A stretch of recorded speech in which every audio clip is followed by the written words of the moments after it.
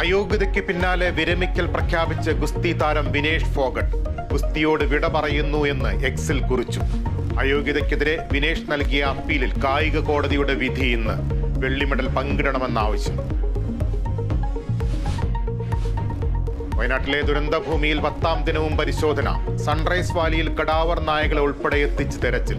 ചാലിയാർ തീരത്തും പരിശോധന തുടരും. നെറ്റ്വർക്ക് കവറേജിന് ചൂരൽമലയിൽ താൽക്കാലിക മൊബൈൽ ടവർ ഒരുക്കി.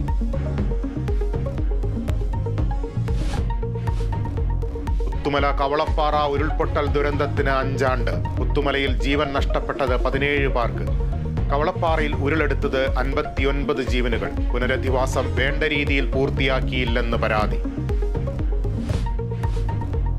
വഖഫ് ബോർഡ് ബിൽ ഇന്ന് ലോക്സഭയിൽ അവതരിപ്പിക്കും. ബിൽ പുറത്തിറങ്ങുന്നത് 40-ലധികം ഭേദഗതികളുമായി. കേന്ദ്ര നീക്കം വഖഫ് സ്വത്തുകളിൽ കേന്ദ്ര സർക്കാരിന്റെ നിയന്ത്രണം ഉറപ്പുവരുത്താൻ. രാജ്യവ്യാപക പ്രതിഷേധം നടത്തുമെന്ന് മുസ്ലിം വ്യക്തി നിയമ ബോർഡ്. പാരീസ് ഒളിമ്പിക്സിൽ ഇന്ത്യയ്ക്ക് ഇന്ന് സ്വർണ്ണ പ്രതീക്ഷ. ജാവലിൻ ത്രോയിൽ നീരജ് ചോപ്ര ഇന്നിറങ്ങും. വെങ്കല പോരാട്ടത്തിൽ ഇന്ത്യൻ ഹോക്കി ടീം സ്പെയിനെ നേരിടും. ഗുസ്തി താരം അന്തിം പങ്കലിന്റെ അക്രഡിറ്റേഷൻ റദ്ദാക്കി.